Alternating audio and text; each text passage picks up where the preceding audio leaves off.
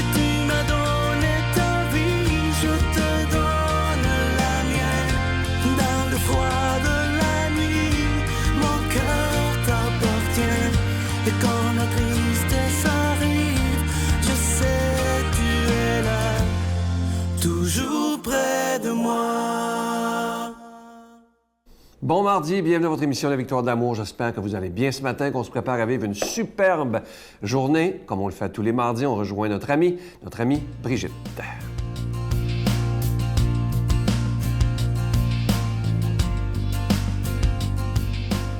Bon matin tout le monde.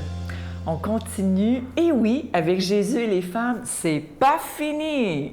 Il y en a de la femme dans l'Évangile. C'est incroyable parce que pas juste les femmes que Jésus a rencontrées, mais aussi toutes les femmes qui font partie des paraboles. Alors, on va tout voir ça. Mais après ça, j'ai un plan de match. Là. On va voir les femmes avec Saint Paul. Puis après ça, les femmes dans l'Ancien Testament. Fait qu'on en a pour toute l'année. Là. En tout cas, on va voir. Si ça marche, là, on continue comme ça parce que j'ai beaucoup d'échos de Jésus les femmes. Vous êtes nombreux, eh oui, même messieurs et nombreuses, à aimer ça beaucoup. Aujourd'hui, la Cananéenne. Oh, je pense que c'est ma préférée. Après Marie-Madeleine, là, après la Samaritaine, il y en a plein de préférées. Bon, bien, la Cananéenne, c'est une païenne. Hein? Elle n'est pas juive, elle ne fait pas partie du peuple d'Israël. Et sa fille est tourmentée par des démons. Et quand Jésus passe par là, elle se pitche à ses pieds, puis elle le supplie de guérir sa fille. Puis là, Jésus lui dit, « Bien, voyons, il n'est pas bon. Je vais vous le lire, ça va être bien meilleur. » Mais il ne lui répondit pas un mot. Ses disciples, s'approchant, lui firent cette demande. « Renvoie-la! » Attends, les disciples sont toujours tannés du monde qui crie eux autres. « Renvoie-la, car elle nous poursuit de ses cris. » Jésus répondit, « Je n'ai pas été envoyé aux brebis perdues de la maison. Je n'ai été envoyé qu'aux brebis perdues de la maison d'Israël. » Mais la femme vint se prosterner devant lui. « Seigneur, dit-elle, viens à mon secours. » Il lui répondit, « Il n'est pas bien de prendre le pain des enfants pour le jeter aux petits chiens. »« Oh, c'est vrai, Seigneur, dit-elle. Et justement, les petits chiens mangent les miettes qui tombent de la table de leur maître. » Alors Jésus lui répondit, « Femme, ta foi est grande, qu'il t'arrive comme tu le veux. » Et sa fille fut guérie dès cette heure-là. Non, mais quelle humilité! Elle se fait traiter de peuple de petits chiens. Puis, pensez-vous que ça la dérange? Es-tu là? Il me traite de petit chien, puis je m'en vais. Elle n'est pas vexée pantoute. Ah non, non. L'amour de sa fille, qu'est-ce qu'on ne ferait pas pour nos enfants? Moi, là, ça me sert tellement d'exemple. Qu'est-ce qu'on ne ferait pas pour sauver nos enfants? On est prêt à se faire parler comme ça. Et c'est là que Jésus, hein, on voit dans Matthieu, justement, dans cet évangile de Matthieu 15, 21-28, là, pour ceux qui veulent la référence, Jésus commence avec juste Israël, mais on voit qu'à la fin de l'Évangile, Jésus, c'est pour tout le monde. Toute la terre entière, chaque homme, chaque femme. Et c'est cette Cananéenne-là qui est comme la précurseur, si vous voulez, de l'universalité du salut. Méditons ces paroles aujourd'hui. Bravo à cette Cananéenne qui a su vaincre le cœur de Jésus. Notre Père qui es aux cieux, que ton nom soit sanctifié, que ton règne vienne, que ta volonté soit faite sur la terre comme au ciel. Donne-nous aujourd'hui notre pain de ce jour. Pardonne-nous nos offenses comme nous pardonnons à ceux qui nous ont offensés. Ne nous laisse pas entrer en tentation, mais délivre-nous du mal, car c'est à toi qu'appartient le règne, la puissance et la gloire pour les siècles des siècles. Amen. Dans le cadre des festivités du 25e anniversaire de la Victoire de l'Amour, nous vous invitons à un pèlerinage inoubliable en France, en compagnie du père Michel-Marie Brigitte Bédard, Miguel Padilla et la participation occasionnelle de Sylvain Charon. Nous visiterons Lourdes, Saint-Malo, Mont-Saint-Michel, Lisieux et Paris. Nous assisterons au spectacle musical Bernadette de Lourdes qui attire des foules du monde entier. Célébration eucharistique avec le père Michel-Marie, du 25 septembre au 6 octobre 2020. Information 1-877-277-4412.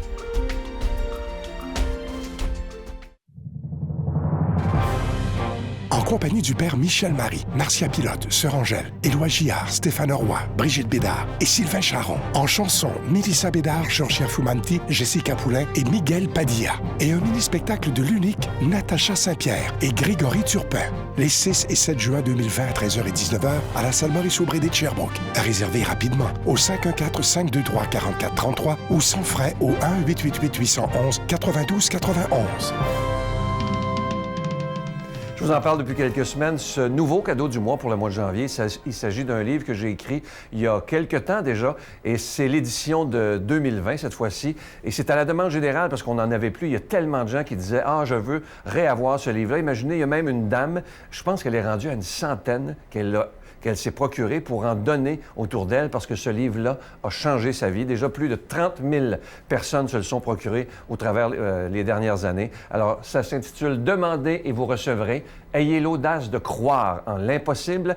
Et moi, je vous le dis, ce livre, si vous le lisez, si vous mettez en pratique ce qui est écrit dedans, il changera votre vie. Et ça, je vous le promets. Vous le recevrez avec un don de 25 $ et si vous en voulez deux avec un don de 40 $, je vous donne l'adresse, la Victoire de l'Amour, case postale 120, succursale Boucherville à Boucherville, le J4B 5E6, je vous la redonne, la Victoire de l'Amour, case postale 120, succursale Boucherville à Boucherville, le J4B 5E6. Également par téléphone, par carte de crédit du lundi au vendredi, de 8h30 à 16h30 dans le 514-523-4433, 523-4433 ou sans frais, le 1-888-811-9291, 1-888-811-9291 et aussi sur notre site Internet. Vous savez que c'est une façon très rapide, sécuritaire et efficace de faire votre don, le www.lavictoiredelamour.org. Je vous rappelle le titre du livre, « Demandez et vous recevrez. Ayez l'audace de croire en l'impossible. » Et moi, je vous le dis, si vous mettez en pratique ce qui est écrit dans ce livre-là, votre vie, elle va changer et vous allez voir que vous ne prierez plus jamais de la même façon. Merci de tout cœur.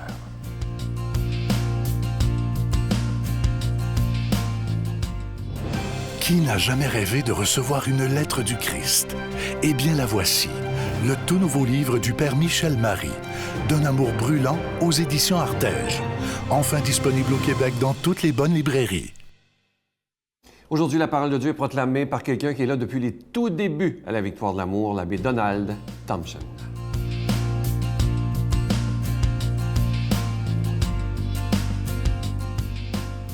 Bon matin.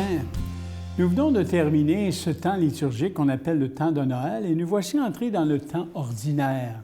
C'est pour ça d'ailleurs que la couleur liturgique lors des célébrations en Église, elle est verte, couleur de l'espérance. Alors ce mardi de la première semaine du temps ordinaire, on a l'Évangile de Marc au chapitre 1, versets 21 à 28. Écoutez bien, je vais vous le proclamer. Jésus et ses disciples entrèrent à Capharnaüm. Aussitôt, le jour du sabbat, il se rendit à la synagogue où il enseignait. On était frappé par son enseignement, car il enseignait en homme qui a autorité, non pas comme les scribes. Or, il y avait dans leur synagogue un homme tourmenté par un esprit impur qui se mit à crier « Que nous veux-tu, Jésus de Nazareth? Es-tu venu pour nous perdre? Je sais qui tu es le Saint de Dieu. » Jésus l'interpella vivement « Tais-toi.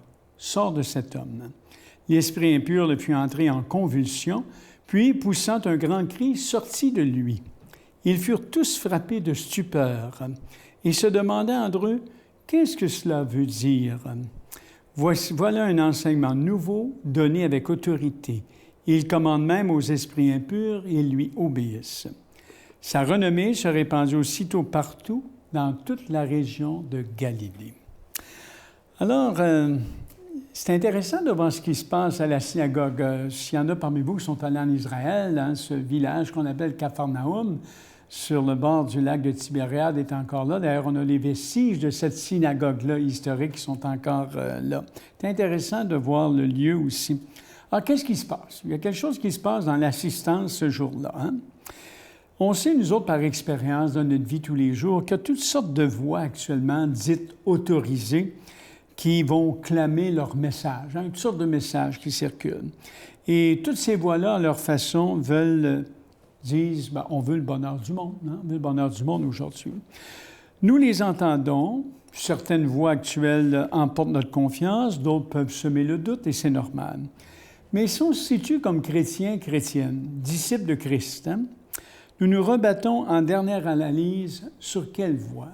Les paroles d'Évangile. Vous savez, dans la Bible, qui a 73 livres, 47 livres dans l'Ancien Testament, 26 dans le Nouveau Testament, les Évangiles sont les 4 livres les plus importants. Ce sont les seuls livres où on a les paroles, les faits et gestes de Jésus lui-même.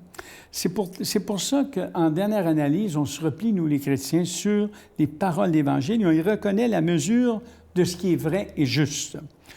Et nous reconnaissons que cela fait pour nous autorité et c'est pourquoi chaque jour, nous nous retrouvons à Victoire d'amour, c'est ce qu'on fait, à l'écoute, assidu et attentif. Mais dans l'assistance dans la synagogue, imaginez, il y a un homme qui savait quelque chose. Il dit, « Je sais fort bien qui tu es. » Il connaissait l'autorité de Jésus, son importance. « Tu es le Saint, dit-il, le Saint de Dieu. » Mais sa confession sonnait faux. Il savait, mais il ne se soumettait pas.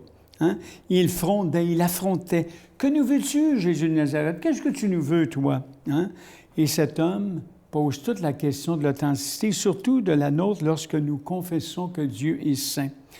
Lorsque nous chantons le Sanctus dans la messe, hein? Saint, Saint, Saint, nous voici donc dans l'assistance. Jésus fera-t-il taire notre acclamation ou va-t-il l'agréer, notre acclamation? Vous savez, on a dans la Bible, quand Moïse eut cette révélation de la sainteté de Dieu, l'auteur du livre de l'Exode dans l'Ancien Testament dit « Moïse se voila la face car il craignait de regarder Dieu. » Exode, chapitre 3, verset 6. Et pour sa part, dans le psaume aussi, le psaume 15, le psalmiste, quand il pose la question « Qui habitera la maison du Seigneur? » Il donne cette réponse, c'est l'homme qui se conduit bien, la vérité lui tient à cœur, il n'insulte pas son prochain. Donc, on ne peut donc pas fréquenter le Dieu saint sans qu'en nous existe une forme de soumission, hein, de crainte dans le bon sens du mot, hein, de reconnaître l'autorité de Dieu et ni sans que nos actions ne soient droites. Alors, la question, c'est que pense Jésus de ma louange aujourd'hui? Hein? Si Jésus a fait taire à cet homme, ce n'était pas que ses paroles étaient fausses, parce qu'elle n'était pas en accord avec son attitude. Vous savez, on ne peut pas proclamer la sainteté de Dieu et être frondeur, hein, ou crier le Sanctus sans se soumettre, si vous voulez. On ne peut pas non plus remplacer la prière de notre Père qui dit « Que ta volonté soit faite » par cette question, hein, tout le temps, « Que nous veux-tu, Jésus de Nazareth? » En même temps, on prie notre Père « Que ta volonté soit faite ». Voyez un petit peu l'attitude chrétienne qu'il nous faut avoir. À un moment donné, il y a comme une soumission dans le bon sens du mot, si vous voulez, un abandon. Hein? On s'abandonne à quelqu'un qui est le Saint de Dieu, qui ne veut pas notre mal, mais qui veut notre bonheur. C'est tellement testé. Puis on voit Jésus, hein, il fait du bien à cet homme-là, là, hein, qui est habité par un esprit impur.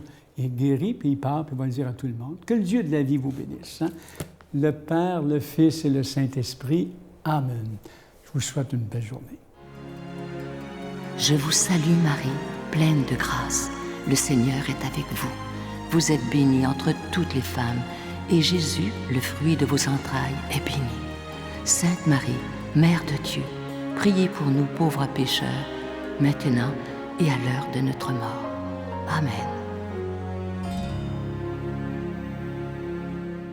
Je vous invite à vous procurer le cadeau du mois. C'est le livre que j'ai écrit « Demandez et vous recevrez ». C'est le livre dont je suis le plus fier en 25 ans. Imaginez, plus de 30 000 personnes se le sont procurées. Il y a même une dame qui en avait, je me souviens, en avait commandé une centaine pour être capable d'en donner autour d'elle parce que ce livre-là, il a changé sa vie. Il a changé la vie de beaucoup de gens, d'ailleurs, j'en suis très fier. C'est le cadeau du mois de janvier. Évidemment qu'il sera disponible à l'année. Je vous souhaite une très belle journée. Je vous attends demain. Bye. À ce moment-là, en 94, j'ai vu 90% de ma famille se faire tuer, effectivement.